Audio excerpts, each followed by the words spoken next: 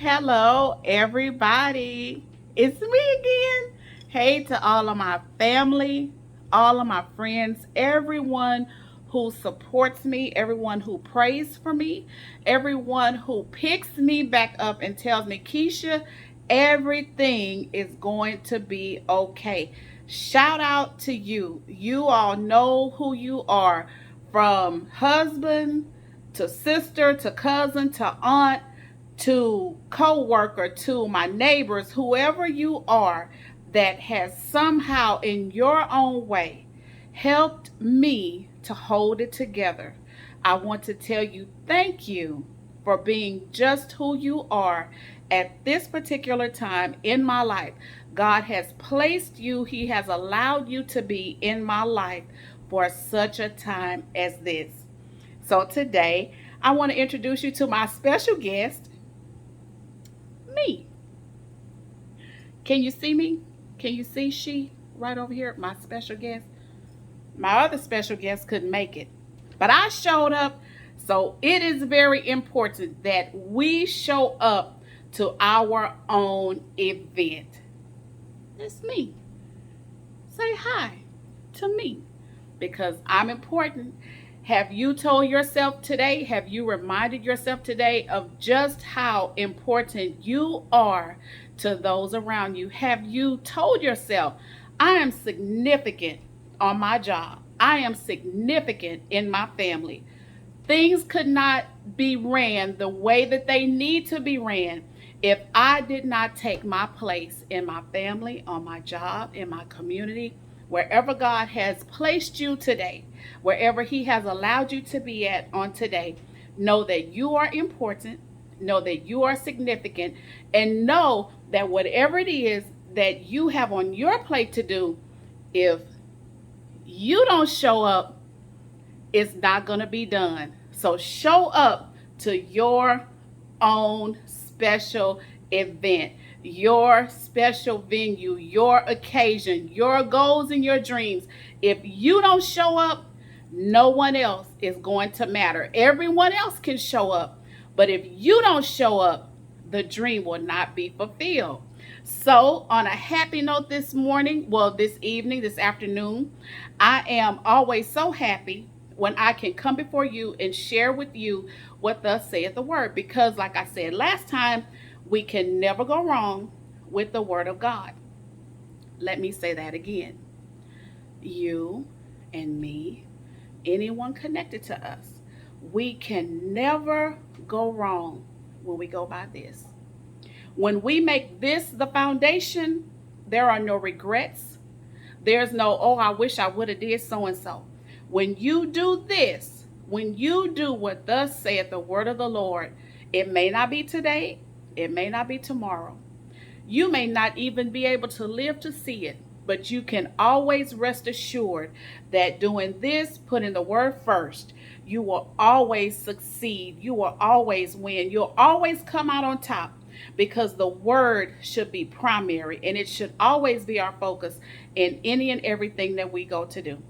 So today we are back again in one of my most favorite books of the Bible, which is the book of Proverbs. And last time we talked about letting an angry person say to themselves. We talked about thinking first before we speak. And we just talked about some things that would be helpful to us instead of hurt us. And that is when we watch, when we tame our tongue. So today, back in the book of Proverbs, I want to speak to you about just a few verses. And the first verse is Proverbs 29 and 9. And it reads, if a wise person goes to court with a fool, the fool rages and scoffs, and there is no peace. I love the book of Proverbs because it is most of the readings that I have read, they're so simple, they're very factual, and they are cut dry and to the point. In other words, what this is saying is, I believe that it's not just saying if you go just to court. I believe that it's saying if you go anywhere, if you go any place with a fool and they rage out of control, there's never going to be any peace. That means if you're riding down the street, let's go to HEB. Let's go to Walmart. Let's go see cousin so and so. If that angry person rages out of control, there is no peace. So no matter where you go with a fool, if they rage out of control, there's not going to be any peace. So always remember to know who you labor with. And my husband always says, you have to know who you're dealing with. And that is so true. We have to know who we're working with. We have to know who we deal with in church. We have to know how our family members respond to certain things. Know those whom you dwell among. And I don't think that that just means in the church. I think that means anywhere we go. So if you know that, okay, I'm getting ready to go on this car ride with this person, it's going to be 2 hours.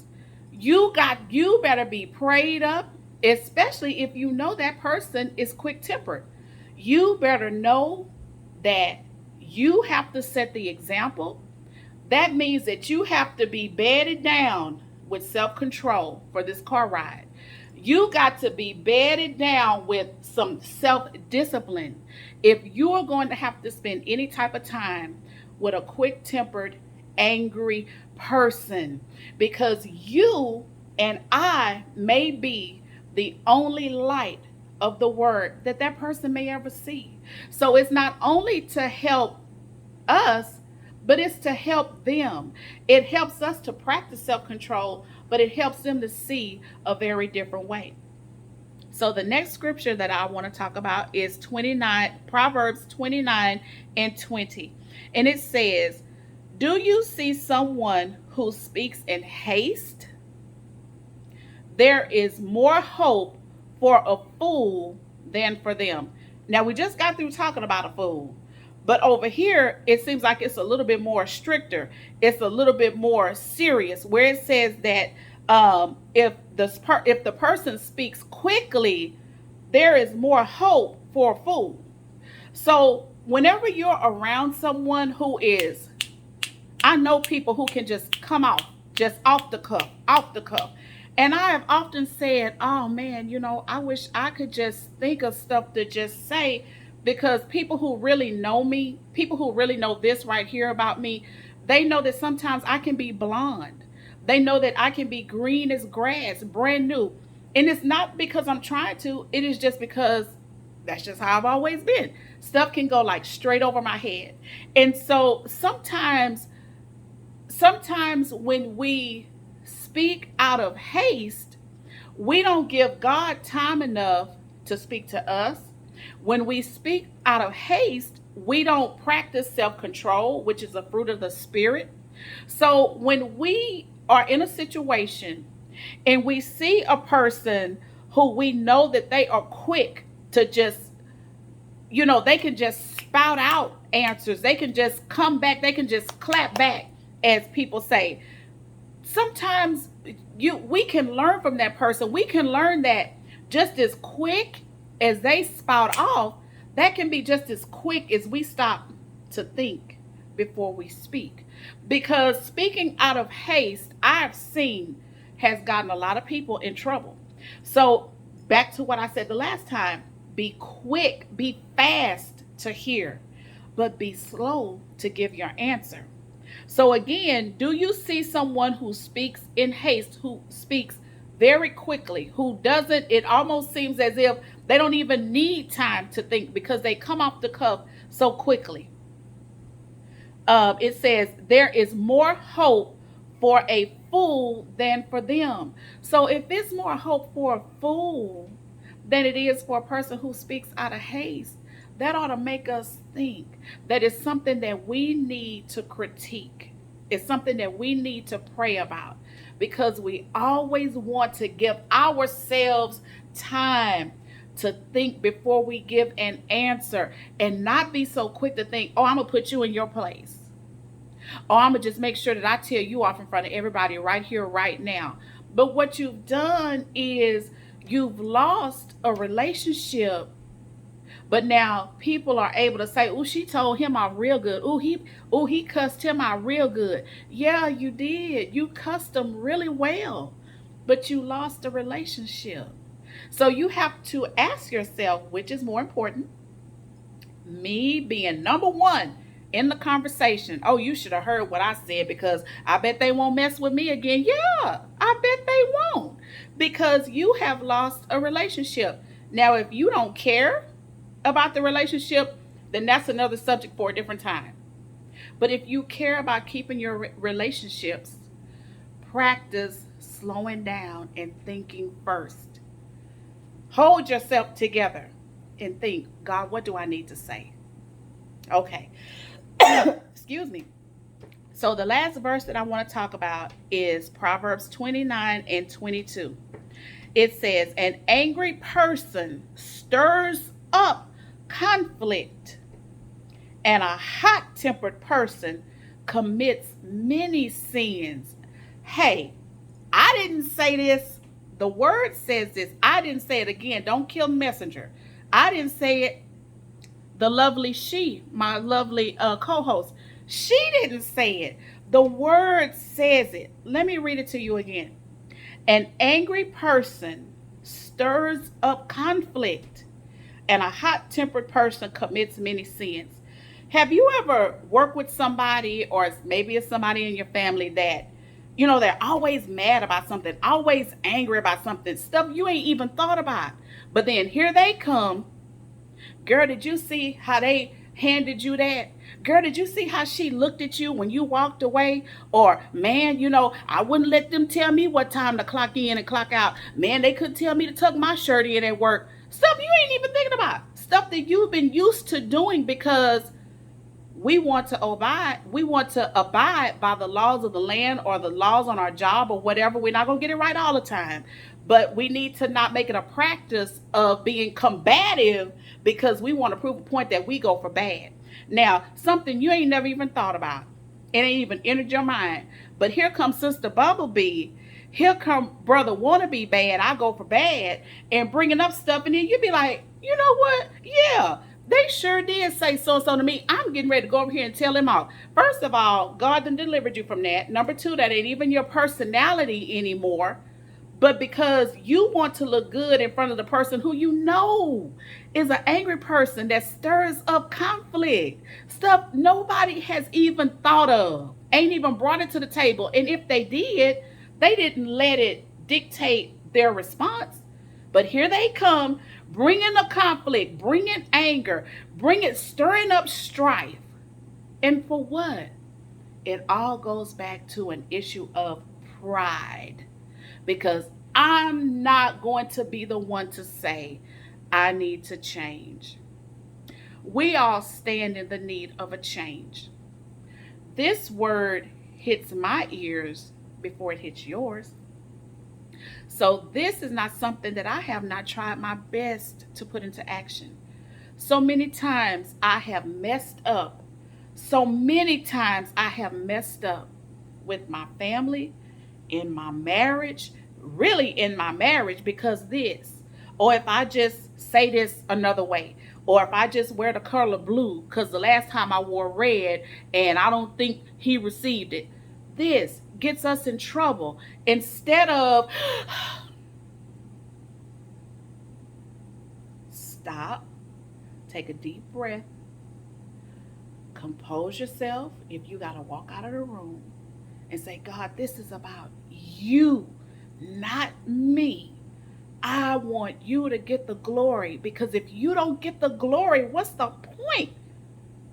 God showed me that the other day. He said, if I don't get the glory, what's the point? There is no point. So, to sum it up, I just want to remind you that it is better to listen. Slow to speak and quick to listen. And when we're dealing with an angry person, first of all, know who you're dealing with. When you know who you're dealing with, then you know how to go to God. in prayer about that person or the situation that you're going to have to be in with them. Know them, know their trigger points. Try your best not to hit those trigger points, but when you do, you have to be able to adjust yourself accordingly. Why? So that God can get the glory. You don't know how God is using you in that person's mind. They may not acknowledge that, oh, I see God speaking through you. They may not acknowledge it then. That may not be the time for them to say, you know what? I know that God spoke that to you. Maybe it might be weeks later when they're by themselves alone. But you plant the seed and you let God do the watering. So, lastly, again, real quick, if a wise person goes to court with a fool, that could be any place you go with a fool. Know who you're with. The fool rages and scoffs, and there is no peace. Anytime you're anywhere with a fool, the word says there is no peace. Not just in the courtroom, it can be in the boardroom, it can even be in the bedroom. There is no peace. Know who you're dealing with. Then 29 and 20 says, do you see someone who speaks in haste? There is more hope for a fool than for them. That's basically saying anyone who you know that they are not known to think about something first before they spout off, pray for that person, because there is no peace in that person's life. There's no peace in their life. There's no peace from God in their life. So pray for them that they would know the peace of God that Jesus Christ left here for them. And then 29 and 22 says, an angry person stirs up conflict, and a hot-tempered person commits many sins. An angry person, somebody who's already angry. They're angry at the way that they were raised. They're angry that they didn't have both parents. They're angry at the school system. They're angry at the church. Angry. Nothing. You don't want to see them coming. I'm telling you, I know. You don't even want to see them coming, because it's going to always be something. Never when you say hello, girl, let me tell you what God did for me today. Let me tell you what he said to me. Let me tell you how when I prayed, he showed up. Or hello, my paycheck, so-and-so should have did this. So-and-so didn't do this right on the job. Never nothing about, hello. Oh, really? So you had a blessed morning this morning. Oh, really? So your children got off to their day on a good start. Never none of that.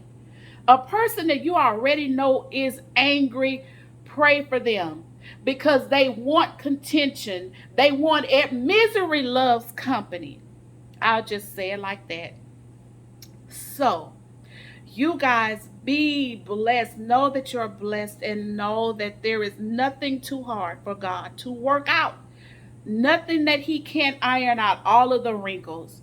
Know that better and greater, it is sooner, not later. We will see you next time.